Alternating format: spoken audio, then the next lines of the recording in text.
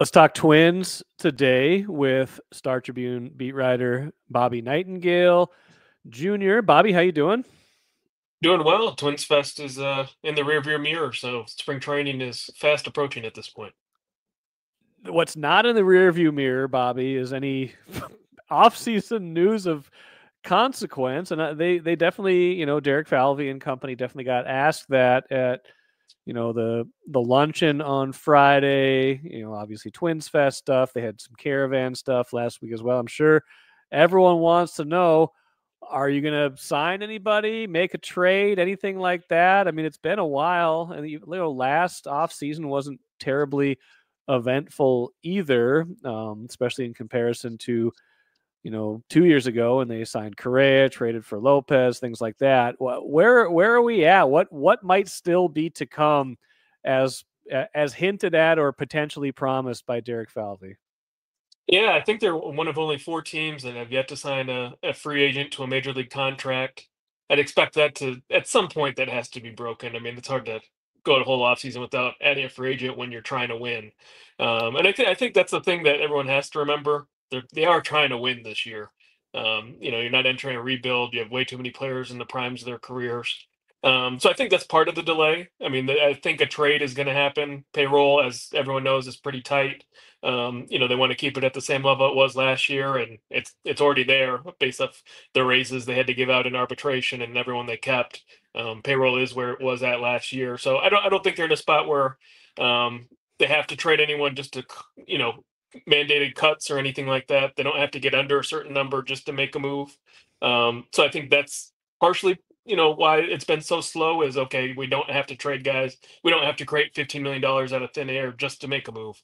So I think it's just figuring out what the next step is. They still have three guys that are the obvious trade candidates: Chris Paddock, Christian Vasquez, and Willie Castro, all because they make more than $6 million in their free agents after the year. To me, Chris Paddock is still probably the biggest one to watch, just based off no team ever says they have enough starting pitching depth. Um, but he's probably the number five starter, number four, number five starter. If they went into the camp right now, I think they could survive if they did trade him. He's due to make $7.5 million, so I think he's the main one to watch.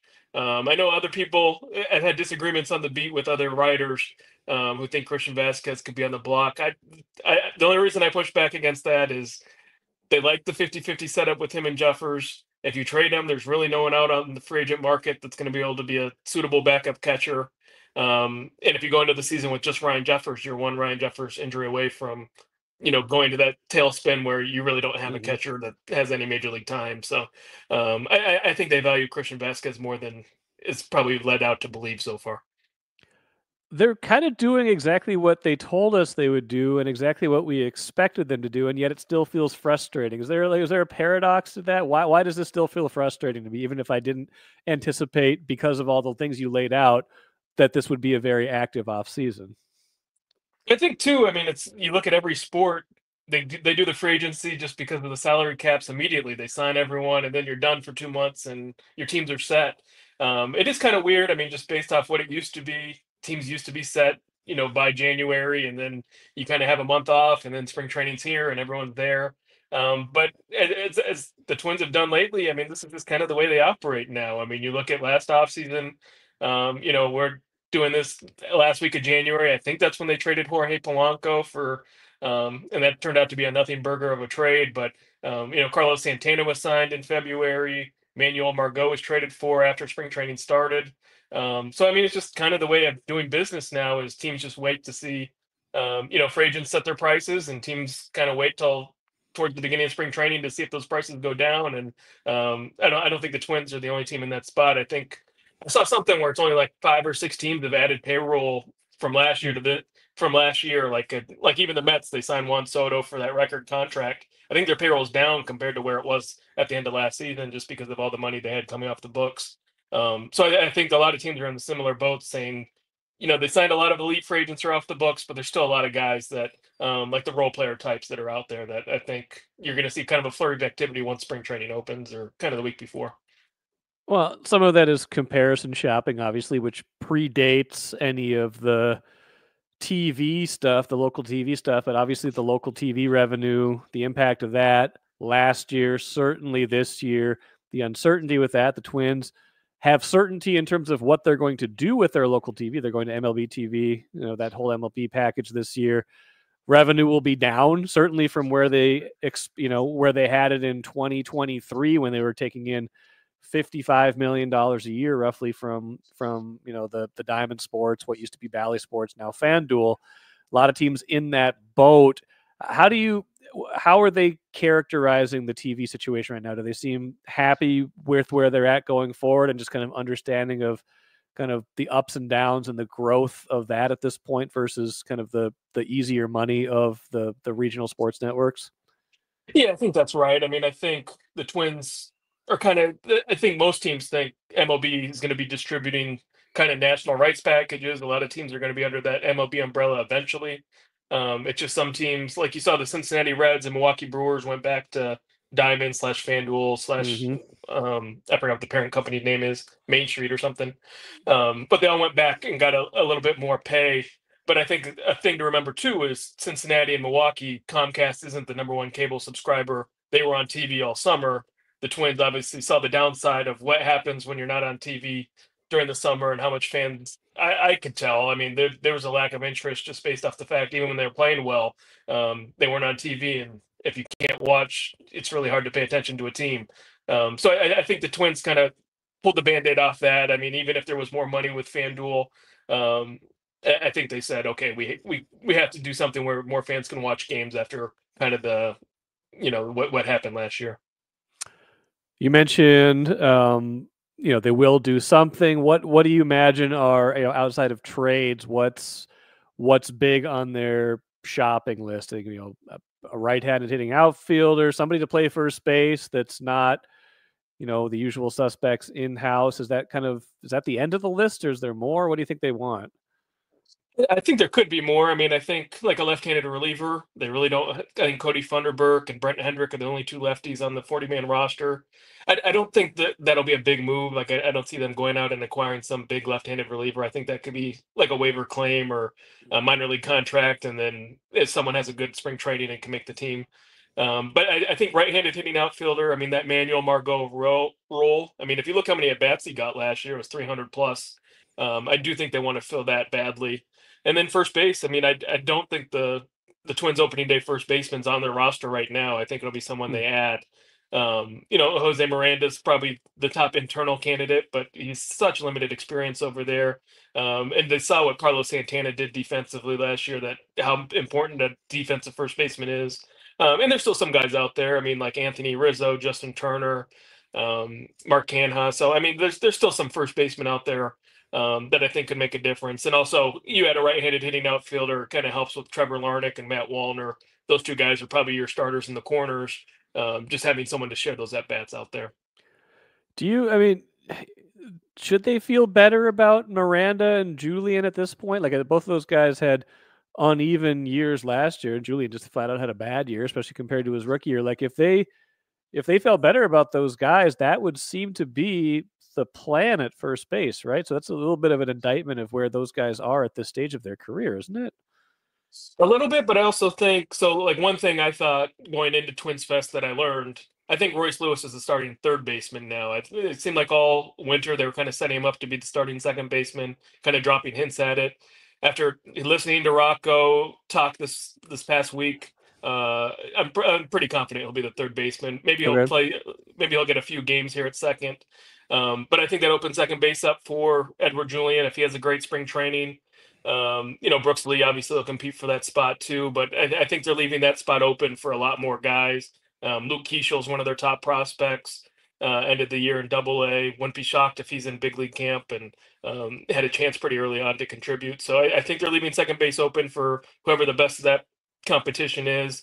That kind of leaves Jose Miranda, if Royce Lewis is your everyday third baseman, to be first base less DH. I just think there's been so many ups and downs. I mean, last summer he had that one, like a hit in 12 straight at bats. That was the huge up. And then down, he had like no homers in the last 2 or 3 months, or maybe one homer.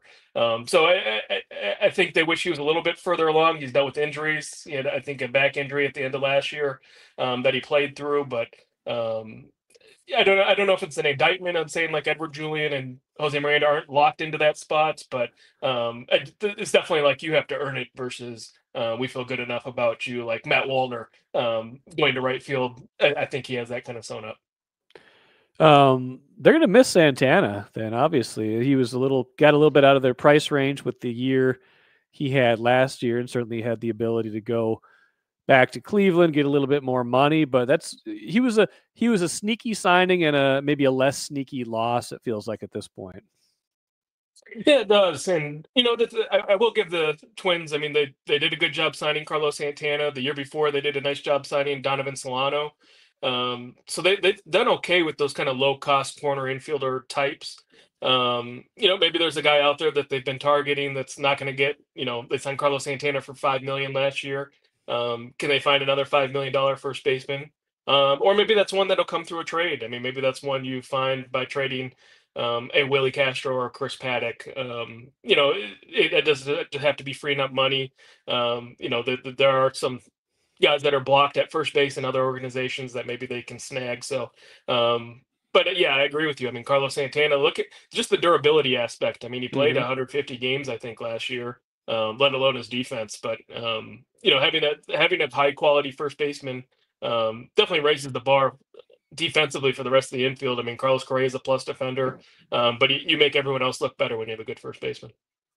You mentioned Paddock. Help me out with this. I mean, last year Paddock was obviously injured for a decent part of the year, and then you lost Joe Ryan, and that was kind of the death blow of the rotation. You had all of a sudden those three really young guys in the rotation trying to kind of pitch their way through it. But now they feel like maybe they have enough depth that they don't need Chris Paddock. What do we consider their kind of major league quality depth in the rotation at this point? I mean, obviously Lopez, Ryan if he's healthy, and Bailey Ober is your 1, 2, 3. But beyond that, who are we counting on? Who do we trust? I mean, I think Simeon Woods Richardson definitely earned another opportunity going into next year. David Festa, you look at kind of like his strikeout numbers were kind of similar to Joe Ryan. Obviously, some ups and downs in terms of how his performance, gave up some runs in his first couple starts, kind of settled in later. And you have to remember a lot of these guys when they were trying to pitch in a playoff race were also had exceeded their careers. Pitched the most innings ever in a season before, and like Simeon Richardson clearly hit a wall in September. His velocity was down. So I think those two, Zebby Matthews is right there. And then they kind of have like a bunch of prospects that'll probably start the year in St. Paul or should start the year in St. Paul. That'll be kind of right there. Like a Marco Raya was one of their top draft picks in 2020. Travis Adams is on the 40-man roster. Andrew Morris is on the 40. So you have a bunch of like unproven prospect types that you hope to get at least a little bit out of. Not that you have enough starting depth that is going to match the Dodgers, and No. you could have a 6-man rotation of all stars and that type of thing. But especially if Pablo Lopez, Joe Ryan, Bailey Ober stay healthy, and then you get like a good performance from Simeon Woods Richardson, David Festus, Zebby Matthews. You can live with. There's a lot of teams who have a worse fifth starter situation than the Twins will probably enter the year with. The sale of the team kind of hangs over a lot of stuff, especially this season. I mean, you never know who they're going to be selling to, what the timetable is. If they are going to be sold, I think they will. There's certainly enough interest, I would think. Although it's tough, it's a tough market to buy into. I think right now baseball's got its challenges with the TV deals, where things might be headed for labor stuff in a couple of years, but assuming they find a buyer, assuming that they have someone who wants to come in, a lot of stuff is very unknown right now, or kind of very, organizationally. You don't know who they're going to want to bring in, what kind of changes they're going to want to make. Well, all we know at this point is kind of holding down the fort. Where's the sale process from what you understand? And what, if you're kind of like, if you're just a casual fan who all you care about is when is this thing going to be resolved, what's a practical timetable for a new owner actually coming in and taking control of the team? Yeah, I mean, I think part of it stems from we just really don't know who's trying to buy the team. I mean, Justin Ishbia is the kind of the one guy that's been identified, and he's been not public about it, but there's been enough out there that people know he's interested. And ESPN had a story recently about LeBron's right-hand man I and saw him that. setting Yeah. up Kevin Garnett with Justin Ishbia about being a part of the group. So, but I do get a sense. I mean, just that there are more bidders out there. I don't know how many more seriously, but I mean, to buy the team at 1.5 around that $1 billion, it's definitely a different entry point than when Carl Bujolet bought the team for a couple hundred million or less than that. So, um, I think there's that plays a part in like how the interest for the average fan, and I also think sell timeline. I would guess it gets completed by the summer at the earliest. So there's an owners meeting first week of February in Florida, and the Twins are not on the docket for that, so there won't be a new owner in place by that. You might have an agreement. Someone might say, okay, I'm in agreement to purchase the team for 1.5 billion or a number around there by opening day. I think that's kind of the timeline that's kind of been presented as possible. So if that sets up, then maybe by June, that'd be I think the owners meetings are quarterly, so I think June would be the next one. If everything best case scenario, fastest case scenario, that would probably be when you could have a new Twins ownership. Otherwise, you're probably looking at after the season. So if you're hoping for the Twins to have extra money by the trade deadline, you're probably fingers crossed for a June closing and a new owner in place by then.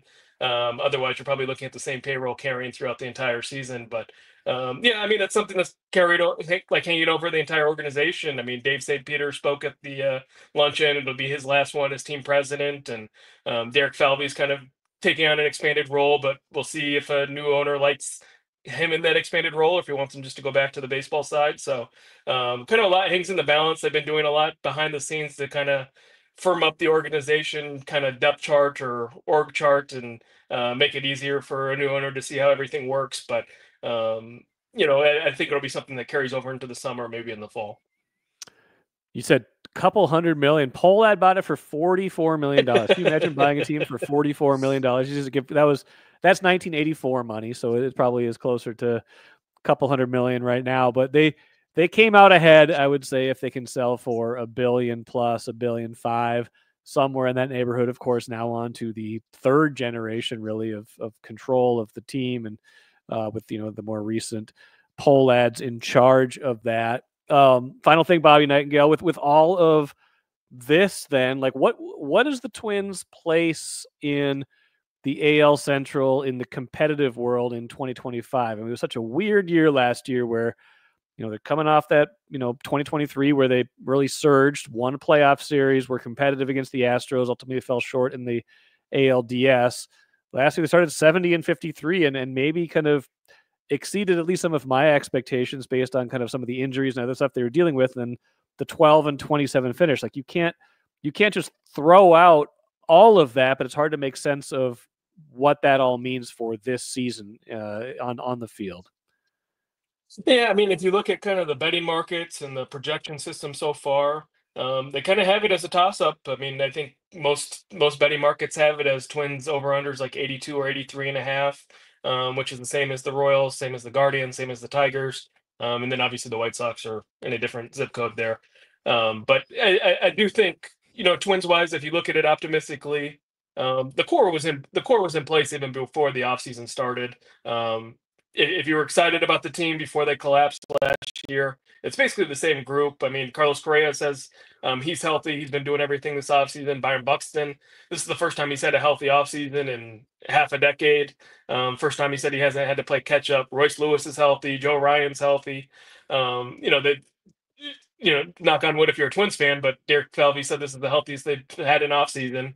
Everyone's kind of on pace to start spring training on time, except for Brock Stewart, and he might even be ready to start the season on time, just might be slightly delayed for spring training. So they're excited where they are health-wise. If you can get more games out of Carlos Correa, Byron Buxton, and Royce Lewis together, they still haven't played even a half season together. I think the offense you should be able to see improvements there. The pitching, even with 3 rookies in the rotation at the end of the year, performed pretty well. Still ranked in the top half of the league and top third of the American League. So there was a lot to like pitching wise. I think Louis Varland will probably end up in the bullpen, and that probably will give them another flamethrower in the late innings to go along with Joan Duran and Griffin Jackson, Cole Sands in that group, and Brock Stewart. So there are enough pieces there. I mean, health is obviously the biggest question for the Twins, like it always has been. But if they do stay healthy, I mean, this is you could look at it and say on paper the best team in the Central.